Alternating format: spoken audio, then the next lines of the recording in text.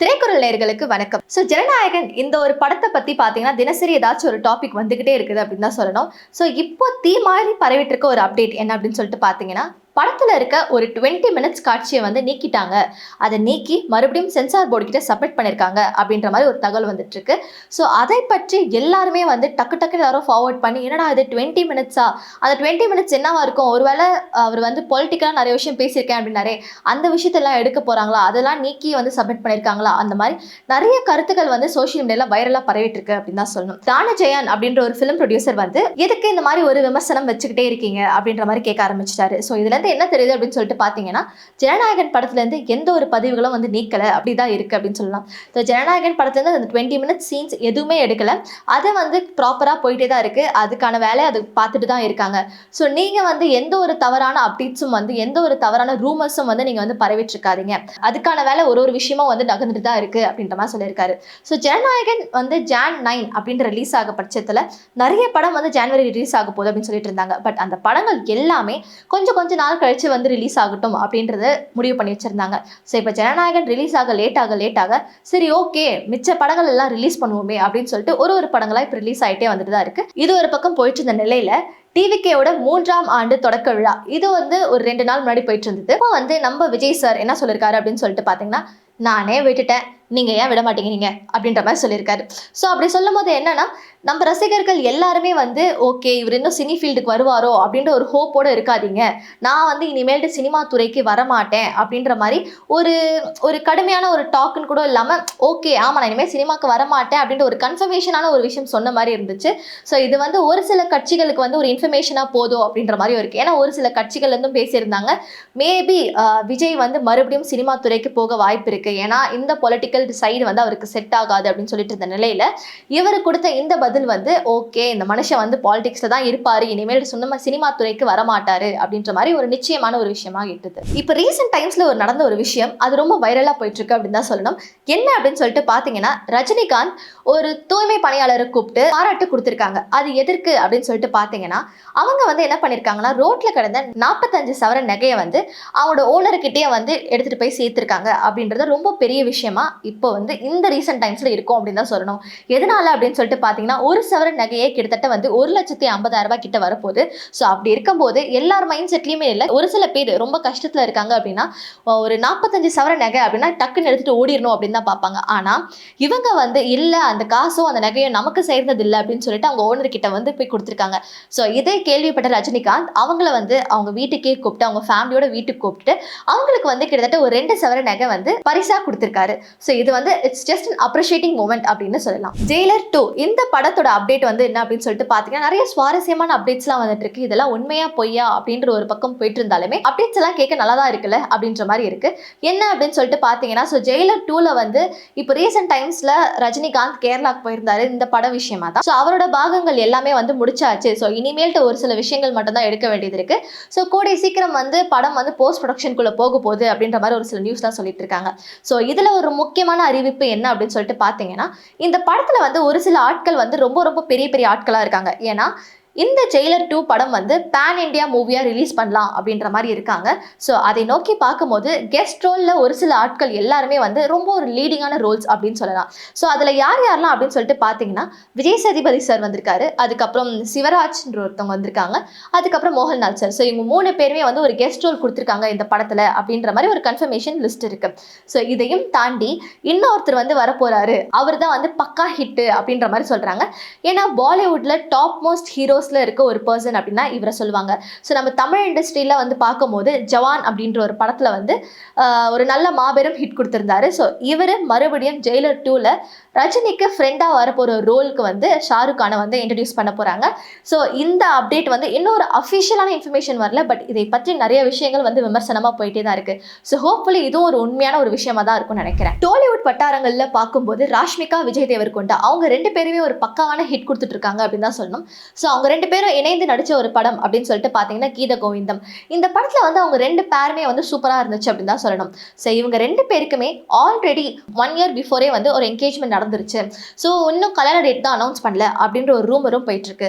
So இதையும் தாண்டி பார்த்தீங்க அப்படின்னா ஒரு 2 வருஷத்துக்கு முன்னாடி ராஷ்மிகாவுக்கு ஆல்ரெடி வேற ஒருத்தவங்க கூட நிச்சயதார்த்தம் ஆயிடுச்சு அப்படின்ற மாதிரி ஒரு ரூமர்ஸ் போயிட்டு இருக்கு. ஸோ செலிபிரிட்டியா இருந்தாலும் இந்த ஒரு பிரச்சனை இருக்குதான் போல இருக்கு. ஆல்ரெடி ஏதாவது ஒரு ரூமர்ஸ் போயிட்டே தான் இருக்கும். இவங்க ரெண்டு பேருக்குமே வந்து உதயபூர்ல கல்யாணம் ஆக போகுது அப்படின்ற மாதிரி ரொம்ப வைரலா போயிட்டு இருந்துச்சு. ஏதோ ஒரு ஈவெண்ட்ல நின்று ஒரு 2 கேர்ள்ஸ் வந்து ஒரு வீடியோ எடுத்து போட்டிருக்காங்க. ஸோ அது வந்து ராஷ்மிகாக்கும் விஜய் தேவர்கொண்டாக்கும் கல்யாணம் ஆக போகுது அப்படின்ற மாதிரி போட்டிருந்தாங்க. ஸோ அது நிறைய பேருக்கு வந்து வைரல் ஆகி ஓகே இவங்க 2 பேருக்கும் கல்யாணப்பா அப்படின்ற மாதிரி ஒரு பேச்சு போயிட்டு இருந்துச்சு. ஸோ அதெல்லாம் தாண்டி இப்போ என்ன அப்படின்னு சொல்லிட்டு பார்த்தீங்கன்னா அது கல்யாணம்லாம் இல்லை, அது ஜஸ்ட் அந்த இடத்துல மீட் பண்ணி ஏதோ ஒரு கான்வர்சேஷன் தான் வச்சிருக்காங்க.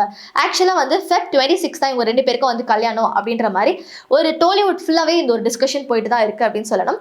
ஸோ ஆனாலும் இவங்க 2 பேர்கிட்ட இருந்தாலும் எந்த ஒரு அஃபிஷியலான இன்ஃபர்மேஷனும் வரல. பட் ஸ்டில் டோலிவுட் ஃபுல்லா இந்த ஒரு விமர்சனம் ரொம்ப தீ மாதிரி பரவிட்டு இருக்கு அப்படின்னு சொல்லலாம். சமீபத்தில் ரிலீஸ் ஆன காந்தி டாக்ஸ் அதுல வந்து பாத்தீங்கன்னா அரவிந்த் சுவாமி ஒரு மேஜர் ரோலை பிளே பண்ணியிருப்பாரு. ஸோ அவர் வந்து பார்த்தீங்கன்னா starting of his film career அவர் வந்து எல்லாத்துலேயுமே ஒரு ஹீரோ தான் நடிச்சிருக்காரு. நிறைய ஹிட்டான படங்களும் கொடுத்துருக்காரு அப்படின்னு சொல்லலாம். ஆரம்பத்தில் பார்க்கும்போது ரோஜா, மும்பை, தளபதி இந்த மாதிரி வந்து ஒரு மாசான படங்கள் இல்லை, எல்லாத்துலேயுமே மாசான ஒரு ஹீரோவாக நடிச்சிருக்காரு, மாசான ஒரு ரோலில் நடிச்சிருக்காரு அப்படின்னு சொல்லலாம். ஸோ இதை தாண்டி 2005க்கு மேலே டோட்டலாக நடிப்புக்கு பக்கமே வரல, ஒரு பாஸ் கொடுத்துட்டாரு அப்படின்னு தான் சொல்லணும். ஸோ அதுக்கப்புறம் வந்து பார்த்தீங்கன்னா அதோட 2015ஆம் ஆண்டு தான் வந்து அவர் சினி ஃபீல்டுக்குள்ளே வராரு. ஆனால் இந்த டைம் வந்து ஹீரோவா இல்லை வில்லனா என்ட்ரி கொடுத்துருக்காரு. ஸோ அவர் வந்து தனி ஒருவன் இந்த ஒரு படத்தில் வந்து ஒரு மாபெரும் வில்லனா வந்திருக்கும் போது இந்த படமும் வந்து செம ஹிட்டான ஒரு படம். ஸோ இதுக்கப்புறம் வந்து அடுத்தடுத்து வந்து லைனாக வந்து இவருக்கு படம் வந்துட்டே இருந்துச்சு அப்படின்னு தான் சொல்லணும். ஸோ ரீசெண்ட் டைம்ஸில் வந்து பார்த்தீங்கன்னா அவர் வந்து ஒரு பேட்டி கொடுத்துருக்காரு. அந்த பேட்டியில் வந்து ஒரு எமோஷனல் டாக் கொடுத்துருக்காரு அப்படின்னு சொல்லணும். என்ன அப்படின்னு சொல்லிட்டு பார்த்தீங்கன்னா ஸோ 2005க்கு மேலே அவருக்கு வந்து ஏதோ ஒரு இன்ஜுரி ஆயிருக்கு, ஒரு ஆக்சிடென்ட் மாதிரி ஆகியிருக்கு. ஸோ அதுலேருந்து மீண்டு வரவே எனக்கு வந்து பல வருஷம் ஆச்சு, அதுலேருந்து மீண்டி வர எனக்கு கிட்டத்தட்ட ஒரு 1.5 வருஷம் ஆச்சு, என்னால் நடக்க கூட முடியாது அப்படின்ற மாதிரி ஒரு எமோஷனலான ஒரு கான்வர்சேஷன் வச்சிருக்காரு. அதை கேட்கும் போது அரவிந்த் சுவாமி ரசிகர் எல்லாருக்குமே வந்து ஒரு சேடான ஒரு மூமெண்ட்டாக இருந்துச்சு அப்படின்னு சொல்லலாம். ஏன்னா கிட்டத்தட்ட ஒரு 1.5 வருஷமா ஒரு மனுஷனால எழுந்து நடக்க முடியாது அப்படின்ற போது அது ரொம்ப ஒரு கஷ்டமான விஷயமா இருந்துச்சு. அதையும் தாண்டி சரி ஓகே இது வந்து ஆப்ரேஷன் பண்ணாதான் கியூர் ஆகும் அப்படின்ற நிலையில போகும்போது சரி ஆப்ரேஷன் பண்ணிடலாம் அப்படின்னு போகும்போது தான் கேரளாவில் இருக்க சித்த வைத்தியம் அப்படின்ற ஆயுர்வேத வைத்தியத்தை வந்து பார்த்திருக்காரு. ஸோ அதை தொடர்ந்து பண்ணும்போது கிட்டத்தட்ட ஒரு சில நாட்கள்லேயே நான் எழுந்து நடந்துட்டேன், அதுதான் என்னை வந்து ரீபூஸ்ட் பண்ணுச்சு அப்படின்னு சொன்னார். ஸோ இதுக்கப்புறம் ஒரு 10 ஆண்டு கழிச்சு அப்படிதான் வந்து பார்த்தீங்கன்னா அந்த தனி ஒருவன் படத்துலேருந்து அடுத்தடுத்து ஒரு சில நாட்களில் ஒரு சில மாதங்களில் அவரோட படங்கள் ஒன்று ரிலீஸ் ஆச்சு. அதில் எல்லாமே வந்து ஹைலைட்டாக பார்த்தீங்கன்னா வில்லன் ரோலாக தான் இருக்கும். அது எல்லாத்துலேயுமே மாசம் நடிச்சுப்பாருன்னு தான் சொல்லணும். ஸோ அரவிந்த் சாமி அப்படின்னு சொல்லிட்டு பார்த்தீங்கன்னா ஒரு வில்லனாலும் சரி ஒரு ஹீரோனாலும் சரி மாசான ஒரு பர்ஃபார்மன்ஸ் கொடுத்துட்டே இருக்காரு. 2001ஆம் ஆண்டு வெளியான ஒரு படம் அப்படின்னு சொல்லிட்டு பார்த்தீங்கன்னா மின்னலே. இந்த படத்தில் வந்து மாதவன், ரீமாசன், அபாஸ் இவங்கெல்லாம் நடிச்சிருப்பாங்க. ஸோ அந்த டைமில் இருந்த ஒரு பர்சன்ஸ் நீங்கள் யாரை கேட்டாலும் சரி ரொமான்ஸ் அப்படின்னு சொன்னாலே இந்த படத்தை தான் கன்ஃபார்மாக சொல்லுவாங்க. ஏன்னா அவங்க 2 பேருக்குள்ளே இருக்க காதல் வந்து ரொம்ப அழகாக இருக்கும். இந்த படம் வந்து எடுத்து பார்த்தீங்க அப்படின்னா ரொமான்டிக்காகவும் சரி ட்ராமாவும் சரி காமெடியாகவும் சரி ரொம்ப அழகாக எடுத்திருப்பாங்க இந்த படத்தை.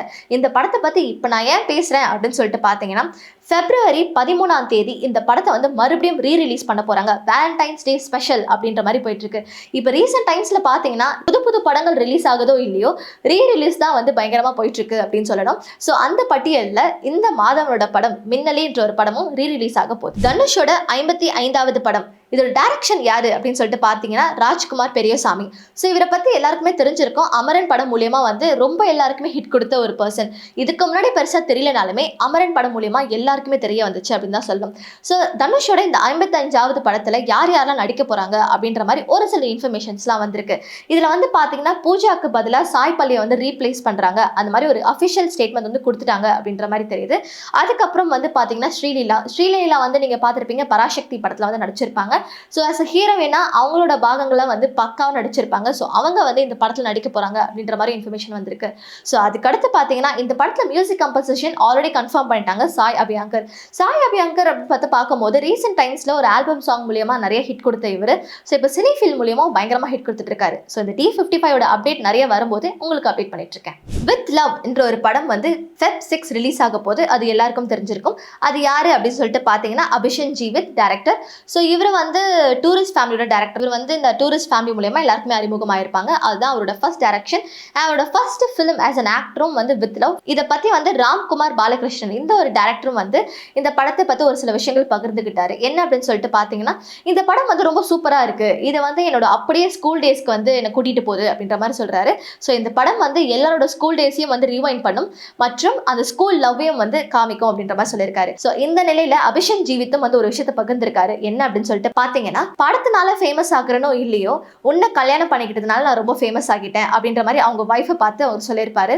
அதையும் தாண்டி என்னை ஆக்ட் பண்ண விட்டதுக்கு ரொம்ப நன்றி அப்படின்ற மாதிரி சொல்லியிருப்பாரு. இந்த ஒரு விஷயம் வந்து ரீசெண்ட் டைம்ஸ்ல சோஷியல் மீடியால ரொம்ப வைரலா போயிட்டு இருக்கு அப்படின்னு சொல்லலாம்.